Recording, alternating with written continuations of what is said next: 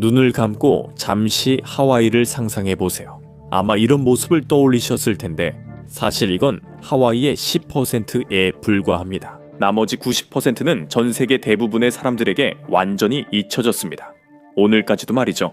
2024년 인구조사에 따르면 하와이의 인구는 약 144만 명이고 그중 100만 명 이상이 오아후 섬에 살고 있습니다. 그렇게 되면 나머지 하와이주의 섬들은 50만 명도 안 되는 주민들이 나눠서 살게 되고 한쪽에는 붐비는 중심지, 다른 쪽에는 훨씬 조용하고 인구가 적은 섬들이 생기게 됩니다.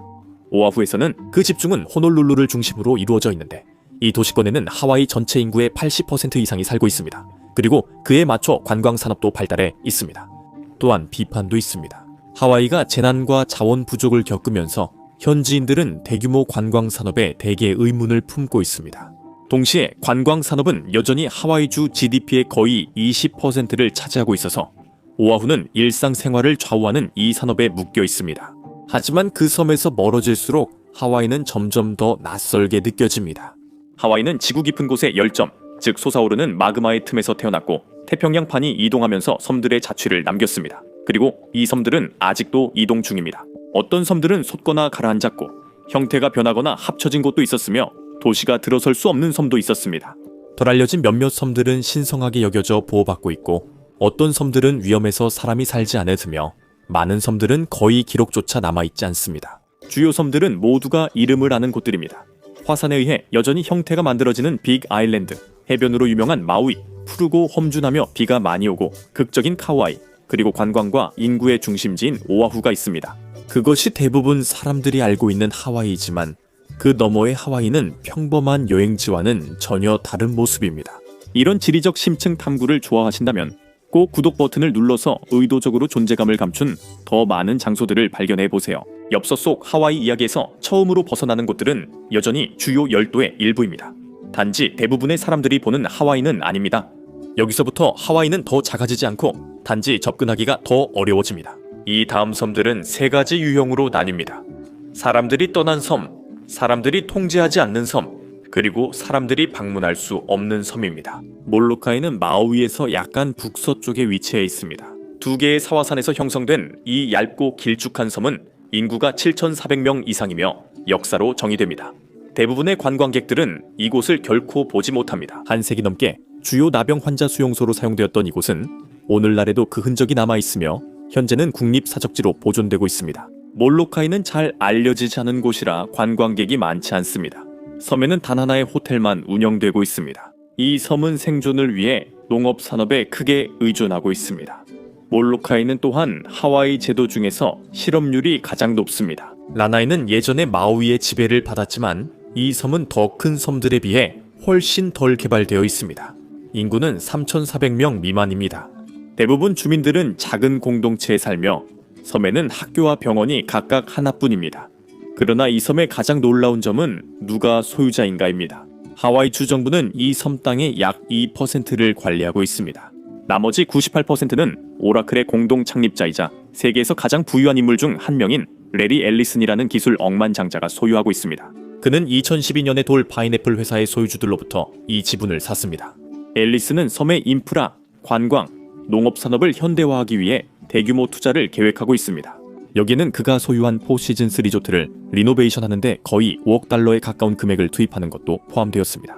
하지만 섬 주민들이 거주하는 정착지는 여전히 주정부가 소유하고 있는 섬의 일부에 속합니다. 그것이 변화의 지점입니다. 몰로카이는 소외감을 느끼고 라나이는 통제받는 느낌을 받으며 그 다음에는 단순히 조용한 것뿐만 아니라 적극적으로 대중의 삶에서 배제되는 섬들이 있습니다. 니아우와 카호올라웨는 한 섬이 대중의 삶에서 사라질 수 있는 2가지 완전히 다른 이유를 보여줍니다.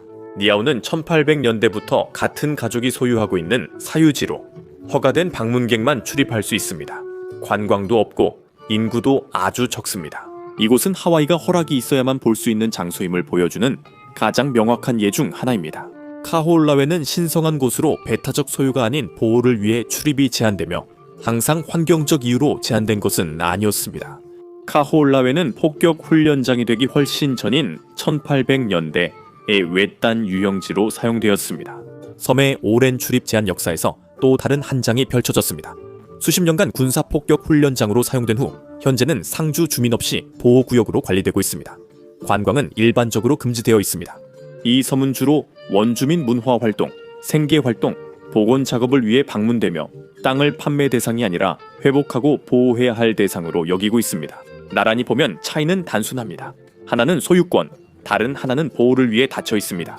그리고 이곳들은 여전히 주요 제도에 속합니다. 하와이주는 단순히 8개의 큰 섬만이 아니라 실제로는 태평양을 따라 약 1500마일에 걸쳐 뻗어 있는 거대한 군도입니다.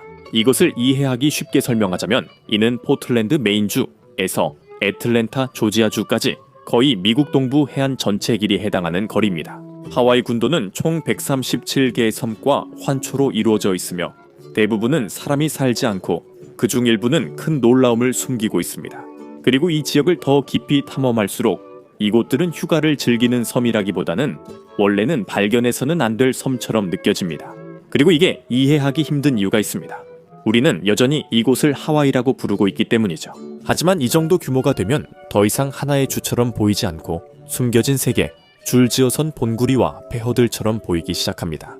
일부는 보호되고 일부는 출입이 제한되어 있으며 일부는 물 위에 간신히 떠 있습니다. 그리고 그 시점에서 제한 요소는 관광이 아니라 생존입니다. 지리적 위치 때문에 이 섬들은 외부에 노출되어 있고 보급이 어렵고 무언가 잘못됐을 때 보호하기도 힘듭니다. 그리고 재해 위험은 이론적인 것이 아닙니다.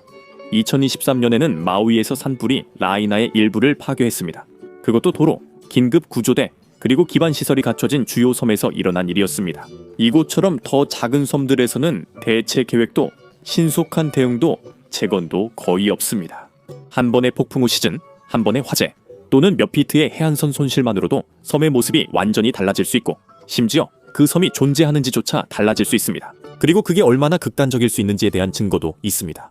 2018년 파파하나 모코아케아 지역에 속한 외딴 하와이 섬인 이스트 아일랜드는 허리케인 왈라카가 지나간 후 거의 완전히 사라졌습니다. 이곳은 마을도 아니었고 제대로 된 섬도 아니었으며 단지 좁은 모래와 자갈로 이루어진 띠에 불과했습니다.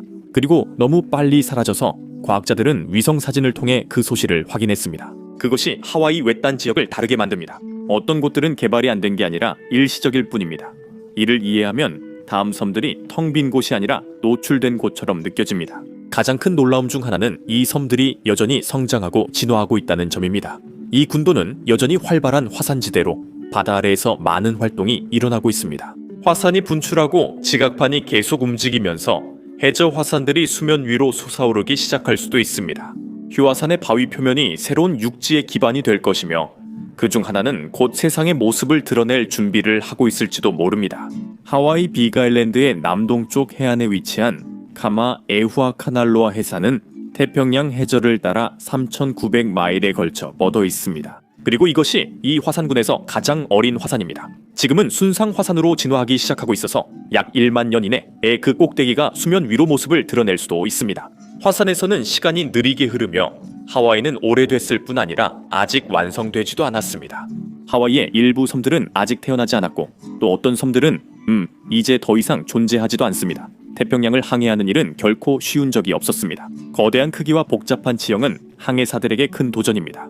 그리고 게다가 유령섬 이야기는 아직 꺼내지도 않았습니다. 이러한 육지는 한 번 발견되어 지도에 표시되지만 이후로는 다시는 미래의 탐험가들에게 발견되지 않고 사라집니다. 어떤 것은 속임수나 전설, 또 어떤 것은 항해 실수일 수 있습니다. 하지만 지구 온난화 때문에 어떤 섬들은 실제로 발견되었다가 해수면 상승으로 다시 바다에 잠겼을 가능성도 충분히 있습니다. 그리고 이 광활한 바다에는 놀라움이 끊이지 않습니다.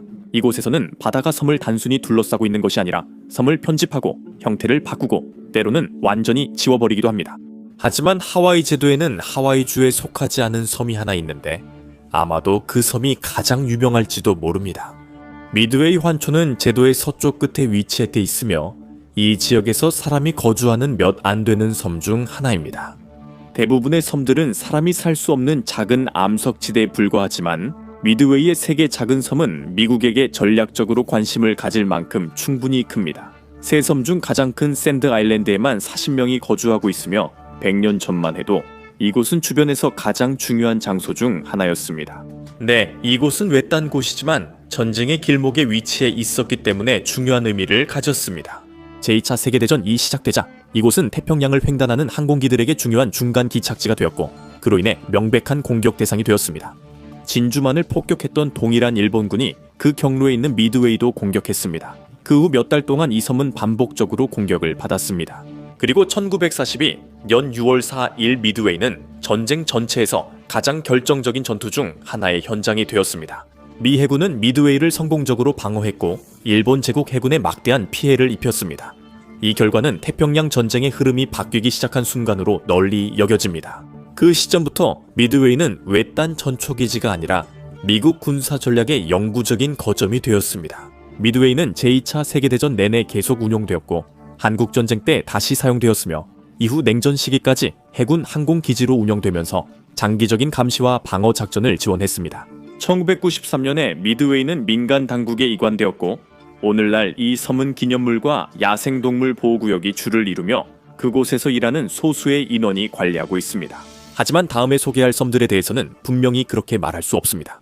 이 일대에서 가장 신비로운 섬 중 하나는 네커섬, 현재는 모쿠마나마나로 알려진 곳입니다. 북서 하와이 제도의 대부분의 섬들처럼 이곳도 바위가 튀어나온 지형에 불과합니다. 영구적인 거주민도 없고 시설도 없지만 분명히 예전에는 그렇지 않았던 것 같습니다. 이 섬에는 태평양 전역에서 선사시대의 가장 흥미로운 유물과 흔적을 보유한 곳 중 하나입니다. 고고학자들은 여전히 전체 이야기를 맞추려 노력 중입니다. 미국 어류 및 야생동물 관리국이 관리하며 거주자는 없습니다. 이 섬의 면적은 약 45에이커가 조금 넘고 주요 능선에는 5개의 본구리가 있어 섬의 스카이라인을 형성합니다. 이곳에는 5종의 식물이 서식하고 있으며 번식기에는 수만 흔하는 새들로 매우 분주합니다. 이 새들은 이곳에 서식하는 곤충과 달팽이를 먹이로 삼습니다. 이곳에서 발견되는 15종의 곤충은 오직 이 섬에서만 볼 수 있습니다. 이 섬은 이 군도에서 가장 작은 하와이 섬 중 하나임에도 불구하고 생물학자들이 연구하기에 인기 있는 장소입니다.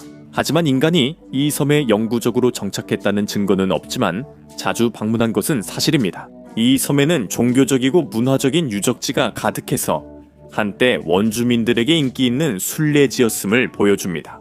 섬 전체에 걸쳐 55개의 중요한 유적지가 발견되었으며 그중 33개는 종교 재단이나 다른 의식 장소로 여겨집니다.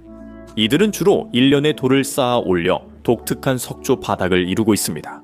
이러한 초기 재단들은 본섬에서 발견되는 것들과는 다릅니다. 이곳은 또한 석기 그릇, 도구, 인간 형상의 조각상 등 고대 유물의 주요 발견지이기도 합니다. 하와이 전설에는 메네후네라는 신화 속 민족이 등장하는데 이들이 이러한 기념물을 만들었을지도 모른다고 전해집니다. 섬 출입은 취약한 유적 보호를 위해 정부가 엄격히 통제합니다. 이처럼 독특한 유물을 볼 수 있는 곳은 이곳뿐만 아닙니다. 버드 아일랜드, 즉 니호아는 네커 아일랜드의 동쪽에 위치해 있습니다. 이 섬은 서쪽의 높이 892피트의 밀러스 피크와 동쪽의 850피트의 테니저 피크, 이렇게 두 봉구리가 줄을 이루고 있습니다. 이 섬의 가장 두드러진 특징은 거대한 암석 절벽이며 이 군도에서 가장 다양한 섬 중 하나입니다. 이 섬에는 25종의 식물이 자생하고 있으며 인간이라는 종은 존재하지 않습니다. 이곳은 완전히 무인도이며 대부분 화사나무로 이루어져 있습니다.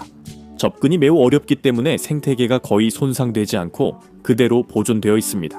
하지만 이곳은 외래종에 매우 취약하기도 해서 여러 가지 측면에서 정부의 주목을 받게 되었습니다.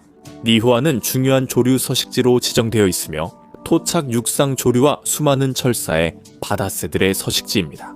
하지만 이 섬을 우선적으로 보호하면서 고고학자들은 1000년이 훨씬 넘는 이 섬의 역사에 대한 흥미로운 사실들을 밝혀낼 수 있었습니다. 어느 시점에는 이 섬에 사람들이 살았습니다. 농경지 계단식 밭과 주택의 흔적이 발견되었습니다. 하지만 담수를 구할 수 없었기 때문에 이곳에 살았던 인구는 100명을 넘지 않았을 것으로 보입니다. 네커 섬과 마찬가지로 이 섬에서도 이 지역 특유의 다양한 석기 유물이 발견되었습니다. 이곳은 보호구역으로 지정되어 방문할 때마다 새로운 미스터리가 밝혀집니다. 제가 하와이가 생각보다 크다는 걸 보여드렸지만 여기서 크다는 건 빅 아일랜드의 동쪽 해안보다 알래스카에 더 가까운 섬이 하나 있다는 뜻입니다. 구례 환초에 오신 것을 환영합니다. 이 산호 환초는 미드웨이에서 서북서쪽으로 48해리 떨어진 곳에 위치해 있습니다. 이 산호의 고리는 물 위로 솟아올라 항해할 때 볼 수 있는 작은 육지를 형성합니다. 이 산호초는 수마일 너비의 거대한 석호와 사람들이 상륙할 수 있는 그린 아일랜드라는 섬을 둘러싸고 있습니다. 그리고 이곳은 태평양에서 가장 외딴 지역 중 하나일지도 모릅니다. 이 섬은 하와이의 일부이지만 매우 적은 사람들만이 방문하는 곳입니다. 이곳은 완전히 무인도이며 인간의 흔적으로는 방치된 짧은 활주로와 예전에 해안 경비대가 사용하던 낡은 건물만이 남아 있습니다.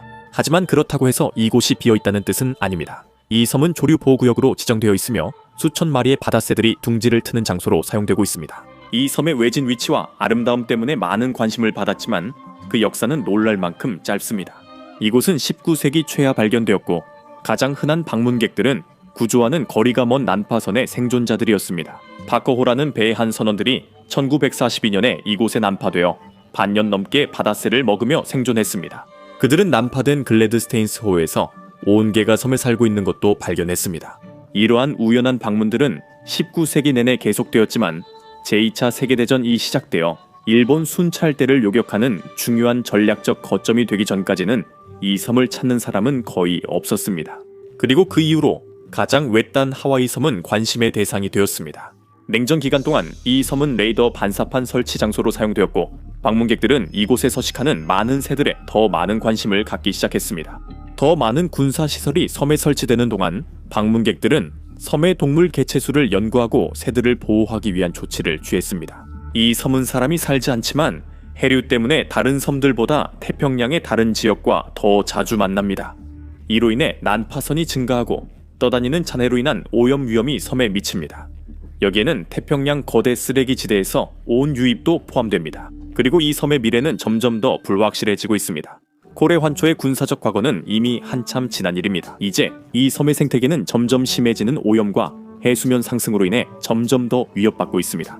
환초는 지구 온난화로 인해 가장 위협받는 육지 중 하나입니다. 산호초의 집단 폐사와 변화하는 수질 조건 때문에 일부는 파도 아래로 사라질 수도 있습니다. 소규모 인원들이 주기적으로 섬을 방문해 청소와 보존 작업을 하고 있습니다. 섬에는 과거 인간의 흔적이 없지만 인근에 많은 난파선이 있기 때문에 고고학자들에게 큰 관심을 받고 있습니다. 그러니까 여러분이 처음에 머릿속에 그렸던 하와이의 이미지는 그게 예외였던 겁니다. 실제로 하와이는 사람들이 방문하는 낙원일 뿐만 아니라 태평양 섬 전체에 걸쳐 숨겨진 세계이기도 합니다. 그곳들은 사유지이거나 출입이 제한되고 보호받으며 사람이 살지 않거나 아직 형성 중이거나 이미 사라지고 있는 곳도 있습니다. 대부분은 평소 볼 수 없는 곳이었습니다. 오늘 함께 해주셔서 감사합니다. 영상이 재미있으셨길 바랍니다. 이런 영상을 더 보고 싶으시다면 구독과 알림 설정을 해주세요. 정말 큰 힘이 됩니다. 감사드리며 다음에 맵팩에서 뵙겠습니다.